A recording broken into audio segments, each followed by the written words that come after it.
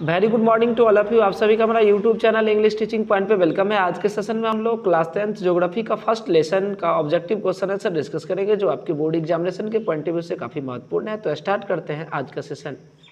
Now question number 1, कोयला किस प्रकार का संसाधन है? तो जैसा कि हम जानते हैं कोयला और नवीकरणीय ऊर्जा का उदाहरण है, तो इसका जो राइट आंसर होगा ऑप्शन ए होगा 1 का ए। क्वेश्चन नंबर 2, सौर ऊर्जा निम्नलिखित में से कौन सा संसाधन है? सौर ऊर्जा निम्नलिखित में से कौन सा संसाधन है? तो इसका जो राइट आंसर होगा ऑप्शन बी होगा पुनः पूर्ति योग्य संसाधन है, इसकी पुनः पूर्ति संभव है।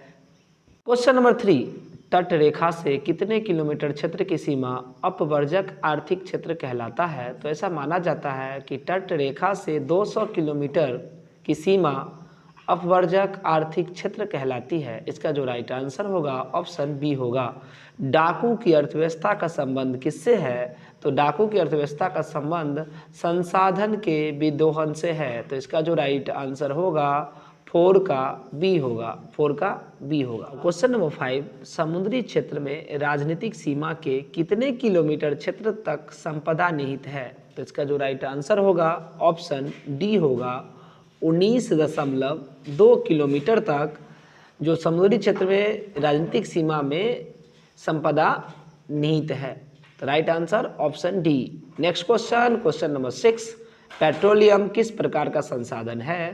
पेट्रोलियम किस प्रकार का संसाधन है? इसका जो राइट आंसर होगा और नवीकरणीय संसाधन है, अर्थात एक ना एक दिन ये समाप्त हो जाएगा। 6 का right answer option A. Now question number 7, निम्न में से कौन सी मिट्टी सर्वाधिक उपजाऊ मिट्टी है? तो जैसा कि हम जानते हैं जलोढ़ मिट्टी सबसे सर्वाधिक उपजाऊ मिट्टी है, इसमें उपज जो होता है वो सबसे ज़्यादा होता है, इसलिए इसका राइट आंसर ऑप्शन डी होगा। क्वेश्चन नंबर 8, काली मृदा का दूसरा नाम क्या है? इसे रेगूर मृदा के नाम से भी जाना जाता है, तो इसलिए राइट आंसर 8 का बी होगा। नेक्स्ट क्वेश्चन, मरुस्थलीय मृदा का विस्तार निम्न में से कहाँ है? तो ऐसा माना जाता है कि मरुस्थलीय मृदा का सबसे ज़्यादा विस्तार राजस्थान में है, इसका जो राइट आंसर होगा ऑप्शन बी होगा। नेक्स्ट क्वेश्चन, क्वेश्चन नंबर 10, सोपानी कृषि किस राज्य में प्रचलित है? तो सोपानी कृषि उत्तराखंड में प्रचलित है, इसका जो राइट आंसर होगा ऑप्शन बी होगा। नाउ नेक्स्ट क्वेश्चन, पंजाब में भूमि निम्नीकरण का मुख्य कारण क्या है? तो इसका जो राइट आंसर होगा अधिक सिंचाई। नेक्स्ट क्वेश्चन, क्वेश्चन नंबर 12, कौन सी मिट्टी कपास की खेती के लिए सर्वोत्तम मानी जाती है? तो काली मिट्टी जो होती है वो कपास की खेती के लिए सर्वोत्तम मानी जाती है, तो इसका जो राइट आंसर होगा ऑप्शन सी होगा, 12 का सी। नाउ नेक्स्ट क्वेश्चन, भारत में लगभग कितने करोड़ हेक्टेयर भूमि का क्षरण हो चुका है? तो इसका जो राइट आंसर है अनुमानतः 13 करोड़ हेक्टेयर भूमि, option number C. Next question, question number 14, मेढक के नष्ट करने वाला रसायन कौन सा है? तो एंट्रीन एक ऐसा रसायन है जिसके जरिए मेढक के प्रजनन को नष्ट किया जा सकता है। क्वेश्चन नंबर 15, देश के बांधों को किसने भारत का मंदिर कहा था? तो पंडित नेहरू ने देश के बांधों को भारत का मंदिर कहा था। नेक्स्ट क्वेश्चन, क्वेश्चन नंबर 16, कुल जल का कितना प्रतिशत भाग महासागरों में निहित है?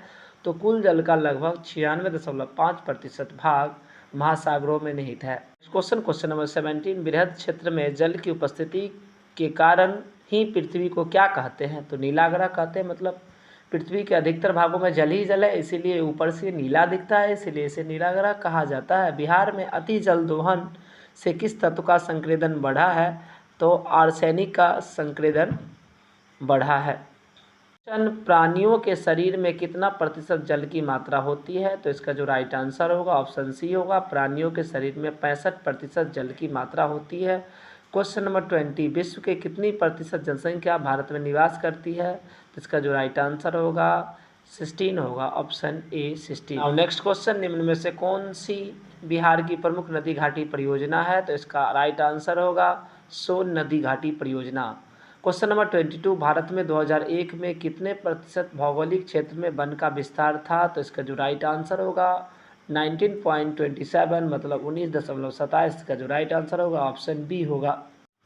नाउ क्वेश्चन नंबर 23, वनस्पति रिपोर्ट के अनुसार भारत में वन का विस्तार है, इसका जो राइट आंसर होगा 20.60% भौगोलिक क्षेत्रों में वन का विस्तार है। क्वेश्चन नंबर 24, भारत में कितने प्रतिशत भौगोलिक क्षेत्र में वन का फैलाव है? इसका जो राइट आंसर होगा 7.1, 7.1% क्षेत्रों में भौगोलिक क्षेत्र में वन का नाउ नेक्स्ट क्वेश्चन, पूर्वोत्तर राज्यों के 188 आदिवासी जिलों में देश के कुल क्षेत्र का कितना प्रतिशत वन है? तो इसका जो राइट आंसर होगा 60.11, मतलब जितने भी आदिवासी जिले हैं उसमें अधिकतर क्षेत्रों में वन पाया जाता है।